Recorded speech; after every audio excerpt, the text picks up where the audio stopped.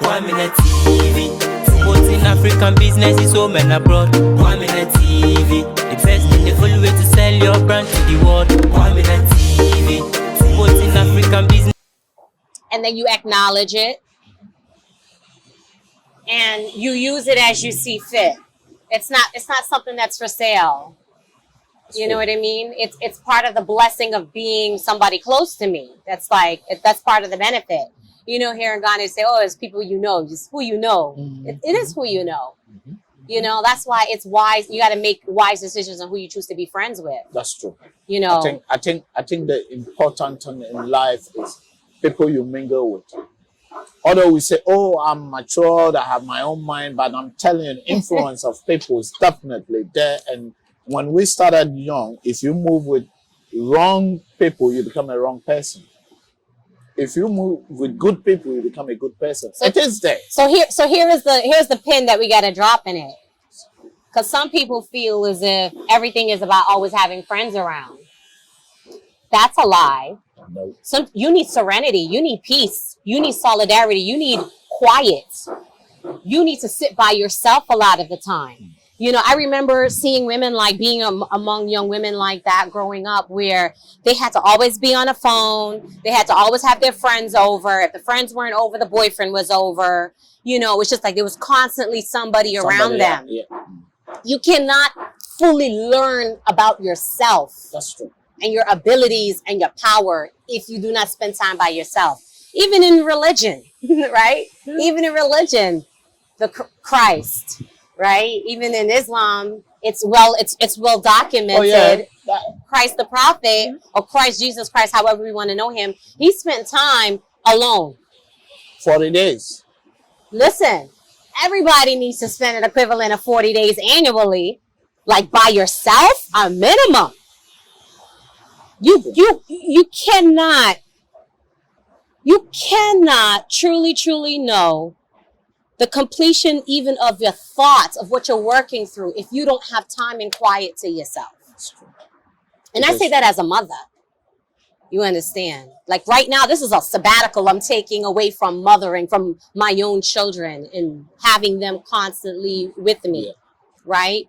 Because, and this is the segue that I think that single motherhood, it wasn't meant to exist. We were meant to raise our children in a village environment because, you know. And with both partners. And with support system. Yeah. Yes, sir. Right? Yes, sir. Because many of the women from the olden days, their husbands weren't always around. Their husbands were in mines. They were mining. They were tending their own business. Yeah. They were drinking. They're living their own life. And children still have to be raised. It's a support system that you still have to create. You understand? That's imperative. But for the woman, when the woman is doing every single thing, she is being mother, grandmother, daddy, uncle, everything to her children, it makes her hard. It's hard for her to hold on to the softness of her femininity, for her to look after herself, and for her to have that extra nurturing ability for the people around her that she loves. You know, it's imperative. So in this healing. In the healing, yes. In the healing. Do you do consultation with people? No. Or it's just about things that you talk about if you are with certain people? Every individual tells me something different. I had taken a vacation one time to Jamaica with a friend, and it was supposed to be a vacation. This is right before the lockdowns. And I was tired when I came back from that vacation because I did so much spiritual work while I was there. Everybody is different. Sometimes it could be we're in this moment, we're in this particular environment. There are things here in our environment that we can use that's going to help you feel better. Okay. You know what I mean? Like healing isn't always time is an illusion anyway. Right? Enlightenment teaches us that. We're going according to a Gregorian almanac, calendar, whatever. Yeah, it's just it's illusion. Yeah. It's just an illusion. But sometimes there's no better time than the present. And that's true. You could leave your home to say, oh, we're going to go hiking and we're going to go water rafting and we're going to go do this. But there could be an opportunity for somebody to get their healing in that time frame, in that space, in that water, in that atmosphere, in whatever. Right? So people that are healers, our tools are not only like our hands or our thought. Sometimes it's resources. Sometimes it's the example of something. Sometimes it's utilizing what's around you, So, but no, it's not something that I pay and take. No, nothing like that. I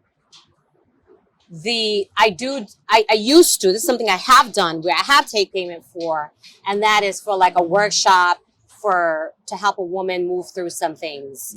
Right. So there's an exchange of money, but then there's a few meetings that we're having. We're talking over video. That means that I'm sending her material to read.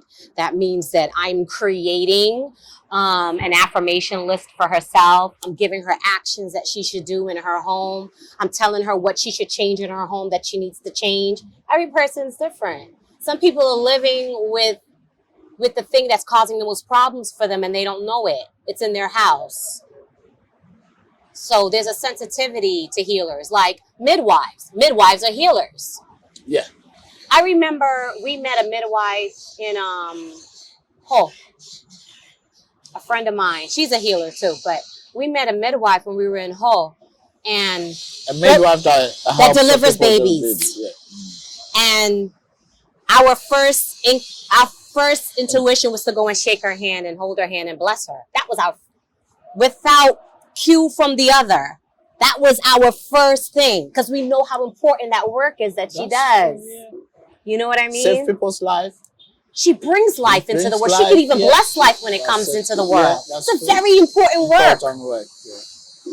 I think people don't realize so many things about people who help people to bring people outside the world.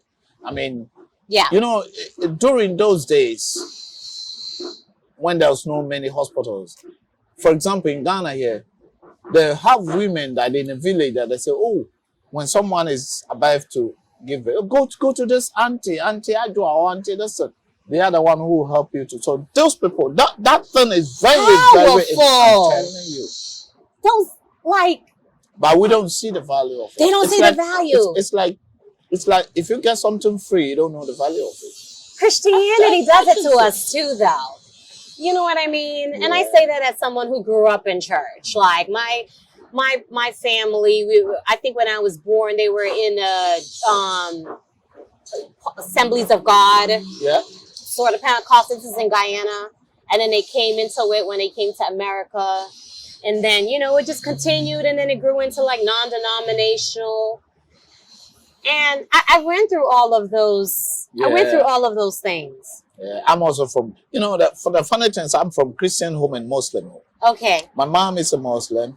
My dad is a Christian. Okay. So I'm turning to that. I remember that when I was in school, in a young age, when I go to my mom's place, so I live a bit with my grandma, which is my mom's side. And I live a bit with my grandmom from my dad's side. So if I go here, I'm a Muslim. If I go to Christian, I'm a Christian. So I know both mosque and... So you see how the thing is. And you've taken the sciences of Islam. That's it. You're not going to forget it. No. It's valuable. I'm telling you, if I get to some place, if I go to some place, I talk to them, and it's like my Muslim friends and brothers accept me like sometimes I'm a Muslim. Of course, because a good Muslim is a good Christian. Of course. And a good Christian is a good Muslim. I remember hearing Farrakhan say that. Yeah. And as radical as he comes across to many programmed and institutionalized Americans, he may come across like he's a little too volatile. Mm-hmm. But no, there's a lot of information that person gives, that individual gives, right? And he's a blessing to many people. He's a blessing to a lot of people. He's a blessing to a lot of people, whether or not we fully agree with all of his views. It's a blessing. It's a blessing to a lot of people. What you are saying, I remember not this December, the previous December, that is 2020 December. Mm-hmm. I remember that the vice president said something. He said that he was in one of the churches and he said, I say, any good Muslim that don't know that Jesus was there or Jesus is a prophet of God or something like that. Yeah, they then observe him as it's a not prophet. a good Muslim. Right. Because his name was mentioned in the Quran. Of course it is. At the same time, Muhammad's name was mentioned in a distance. And both Abraham and this, they are all the same. They're all We call Abrahamic Abraham, religions. Ibrahim and Sure. yeah, Moses. Mhm. Then you see, and it's the same. Yes. So we are all, if we are going to, I mean, we are worshiping a God, then it's only one God, which this one call it Allah and this one call it God. Yeah. So what's the difference? We are the same people. Why are we fighting? You see? Because once they divide, they conquer. Right? And that, I think Divide to rule. that's what hurts me when I come in spaces like, I remember in I want to say I saw it more here. I saw it more here in Ghana, where people would do the identifying by the tribe. Like it's almost like a tribalism that's being brought into the undercurrent of like the everyday life. But in retrospect, Ghana, the country as a whole, all the people, we're all very transient. We made our ways here, right?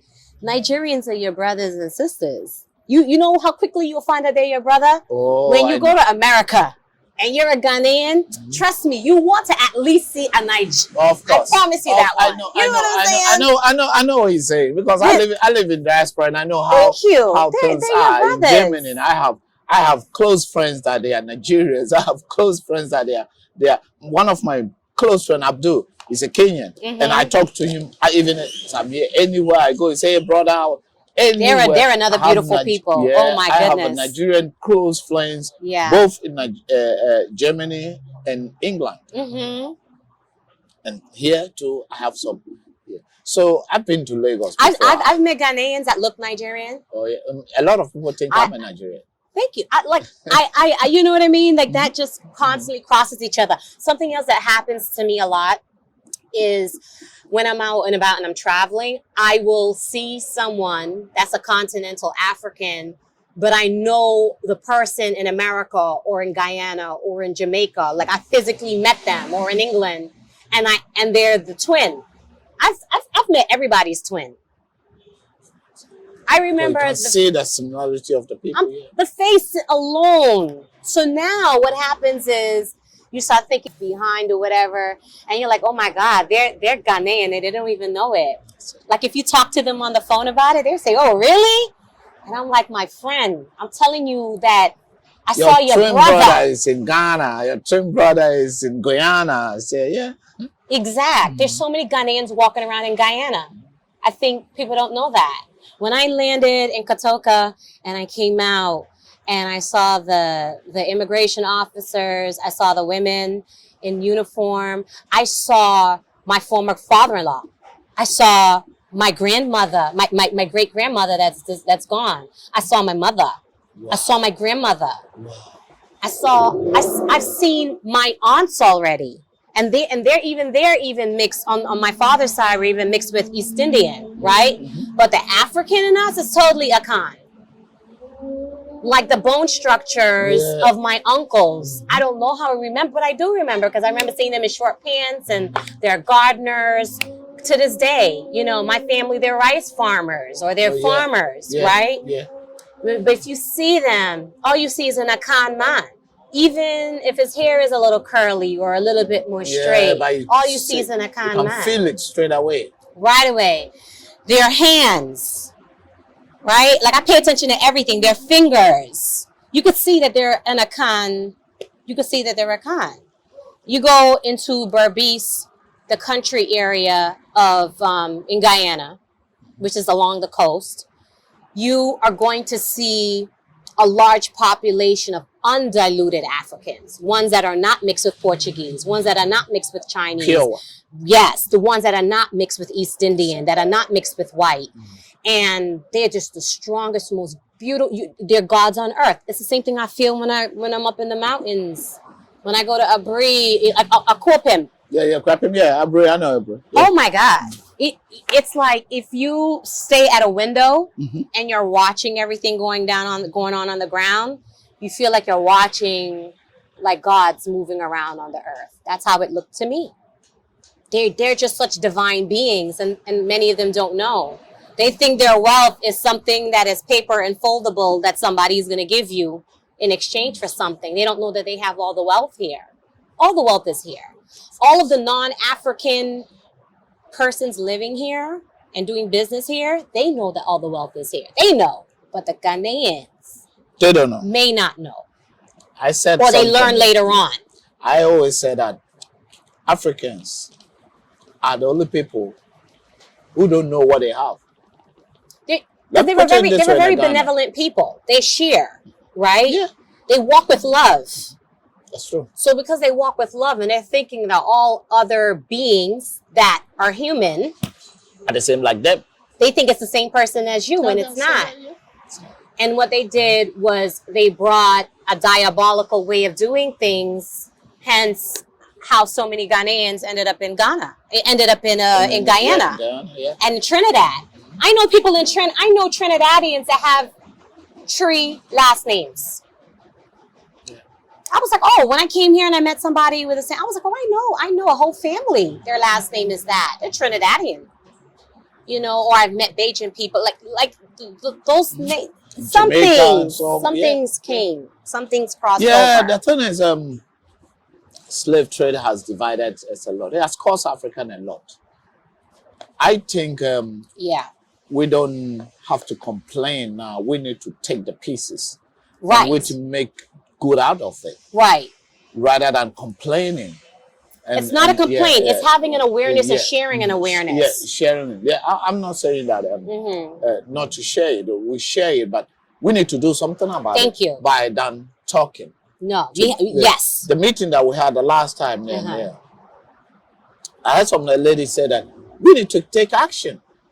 Yeah, Yao said the same thing, and the other guy that came and give a speech also. We need to take action rather than that's the next plan. Meeting without. Yeah. We need to take action. We need to put some things in place. For example, the way the visa and all those things working. We need to make our paperwork. That's how the system demands. Let's make our paperwork and let's present our case. Those small movements of action, some people may think that their little effort is not important. It is very important. But it's very important. It is very, very important. If you see a need, you got to make yourself available to help fix that need.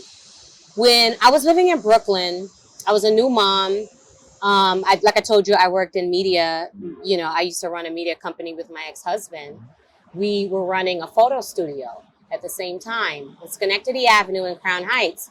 And I would push my baby to go to the local libraries. I push him in the stroller. I would walk. So that means I'm walking maybe a mile and a half, 2 miles to take him to meet up with other babies and to listen to being read to. Yeah. And in Brooklyn, they didn't think anything wrong with shutting down 2 libraries that were in close proximity to each other, irrelevant of the fact that there wasn't something to replace it for the children. And I remember I was, I had time on my hands. So I says, I found another library, next one that I could get to. It was a 4-mile round trip walk for me to take the baby to the reading room. So I came home, I told my husband, I said, I think I'm just going to have my own baby group. And he says, okay. And that day I made up the flyers. The following day, I went to the playgrounds. I started talking to moms that was at the playgrounds. And for 6 months, I ran a weekly 1-hour session. I blocked off 2 hours of my studio time. So that was for like half an hour for greeting and everybody coming in, an hour of the class that I used to run for the children, and then a half hour of talking and exiting and saying our goodbyes. And I didn't take anything. I remember one of the children that would come to my baby group, the nanny was bringing the child. And the child's mother heard that I had to close down my baby group.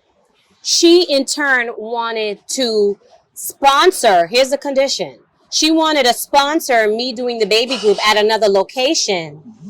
But I knew that doing it in that location is only going to benefit the people that were gentrifying in Brooklyn. Yeah.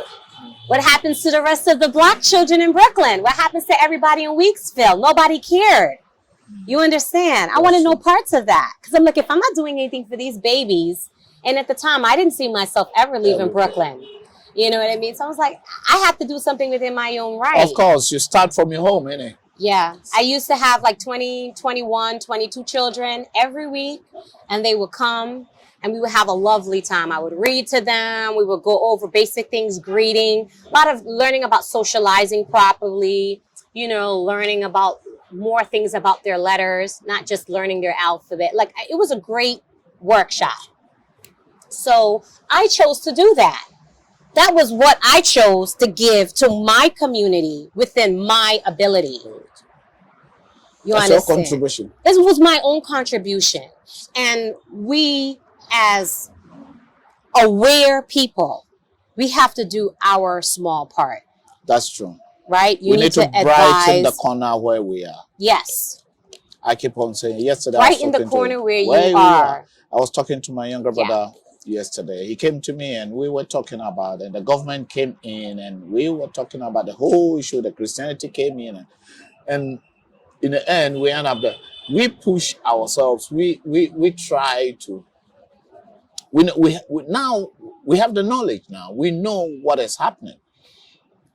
Whether it's a lie to be a Christianity or religion is okay. We were talking about.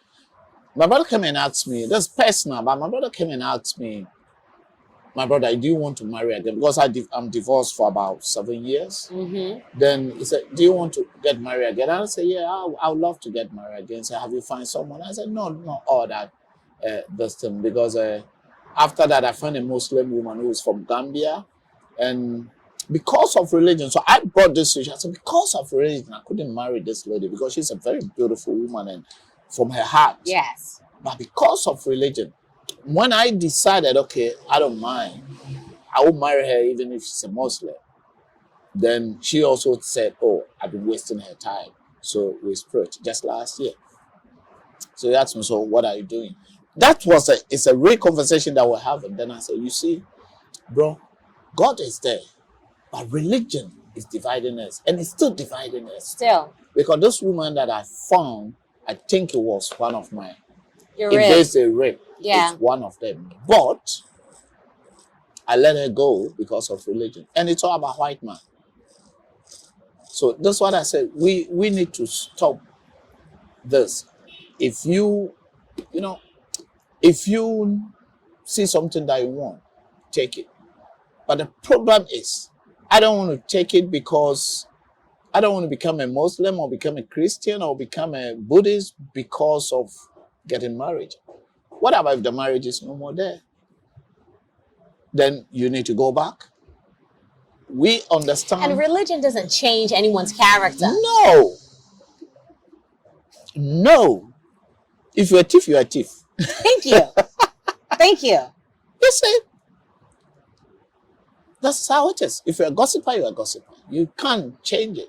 Religion does not change people's character. No, people don't know. I remember that when the lady understands that, okay, in my culture, you need to get married in a mosque. But after that, what we do with our life is our life. Then I was not sure of that. Then, just last year, March, yeah. Then she come, okay, if you can't decide that, then I think I had enough because we've been together about 5 years. And I was like on and off. Then we just said, okay, we agreed to disagree. Just let it go and everyone go his way. But when I was coming to Ghana, I said, come on, I want to come to Ghana and see if, something is there for me.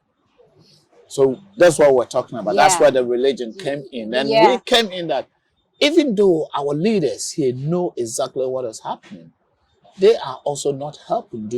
Let's forget about in terms of the development of Africa and to make African free. Because I told my brother, come on, For me, I think I will go to borderless Africa.